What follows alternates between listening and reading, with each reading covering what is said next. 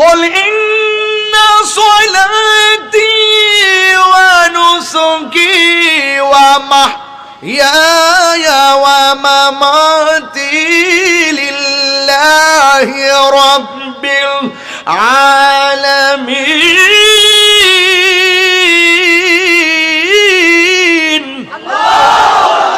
অনেকের হাত উঠে নেয়, জবান খুলে করে আল্লাহু আকবার। ইজ্জতের মালিক কে? আর জোরে কে? আল্লাহ বলছেন, আল্লাহ পাকের কথা হলো, বন্ধু আপনি বলে দিন আমার নামাজ আমার কুরবানি সব একজনের জন্য। আলহামদুলিল্লাহি রাব্বিল, সবাই আমার সাথে বলেন আলহামদুলিল্লাহি রাব্বিল আলামিন। এই সূরা ফাতিহা ছাড়া নামাজ হয় না।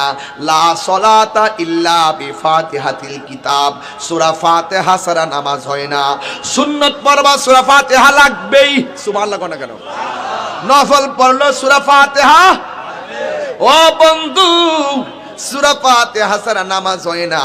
এখন বলবেন হুজুর আমরা তো ইমামের পিছনে পড়ি না, তাইলে আমাদের নামাজ কি হবে না? আমরা যে একটা দায়িত্ব বিহাদাল ইমাম বইলাম, ইমাম সাহেবের পিছনে দাঁড়াই। অনেকে বলে সূরা ফাতিহা পড়া লাগবে, কিন্তু আমি ফতোয়া দিয়া যাই দলিলের মাধ্যমে সূরা ফাতিহা ইমামের পিছনে পড়া লাগবে না। কারণ দলিল হলো, ফতোয়া হলো ইমামের কেরাতেই মুক্তাদির কেরাত, এই জন্য পড়া লাগবে না। কিন্তু একা একা যদি পড়েন আপনাকে অফকোর্স সূরা ফাতিহা পড়তে হবে। সূরা ফাতিহার 20টা নাম আছে, এর মধ্যে একটা নাম হলো সূরাতুশ শিফা। সূরা ফাতিহা যেমন নাম, সূরাতুশ শিফাও এই সূরার একটা নাম। আল্লাহর হাবিব বলেন, কেউ যদি সূরা ফাতিহা পড়া পানির মধ্যে ফু দিয়া পানিটা পান করে, আমার আল্লাহ রাব্বুল আলামিন তার পেটের রোগ ভালো করে দিবে।